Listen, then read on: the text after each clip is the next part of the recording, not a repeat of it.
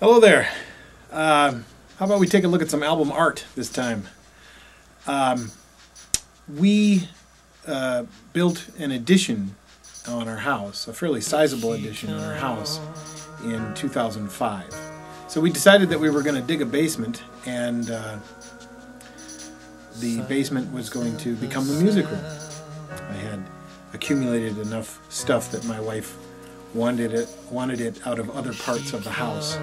So it was sort of agreed upon that that would be the man cave. That would be the place where I could have my stereo and my CDs and my albums, and it wouldn't be in anybody else's way, and I could spread out as much as I needed to.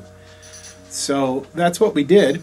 We finished the addition very, very late 2005, even into 2006, I think it was, and got the certificate of occupancy. And then throughout 2006, we started moving into this part of the house.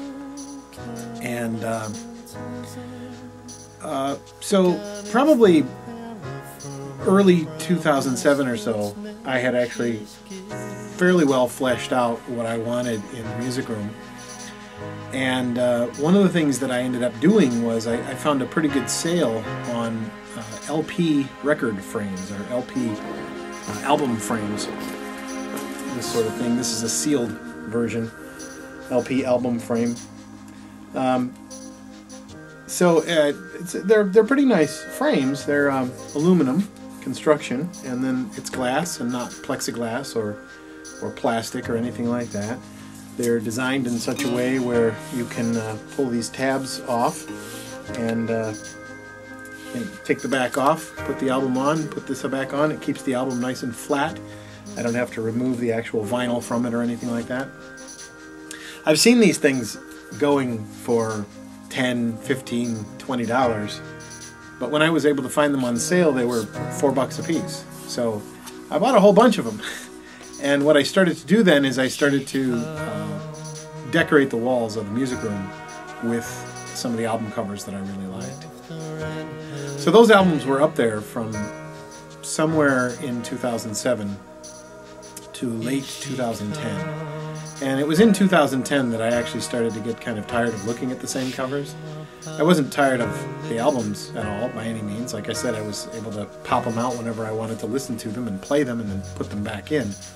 So that wasn't so much an issue, but I was getting tired of looking at the same covers when I was down here. And in as much as they would be conversation pieces when other people came over, the conversations had sort of run out with those particular album covers. So in 2010, I decided it was time to change. And instead of changing them gradually, I think probably initially I had the idea that I would change them one or two at a time, and then that would constantly keep things different. But I never did that. So when it came time to change, I just said, I'm going to change them all.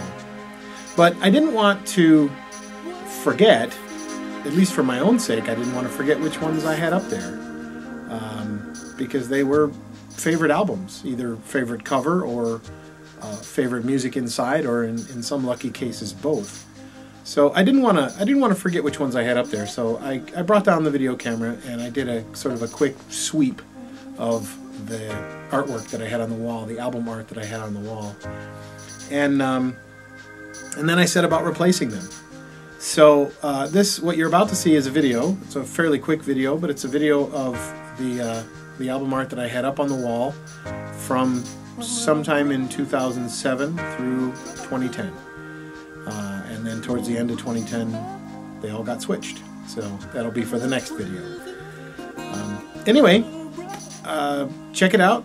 I hope that you see some albums there that are familiar to you, some albums that spark some interest in one way or the other. As I've mentioned in other videos, I am almost as much a fan of album art, album cover art, as I am the music inside. So for me, this is every bit as much a mode of enjoyment in the music room as listening to the music is. So yeah, without further ado, let me show you the records that I had up on the wall for those 3 years.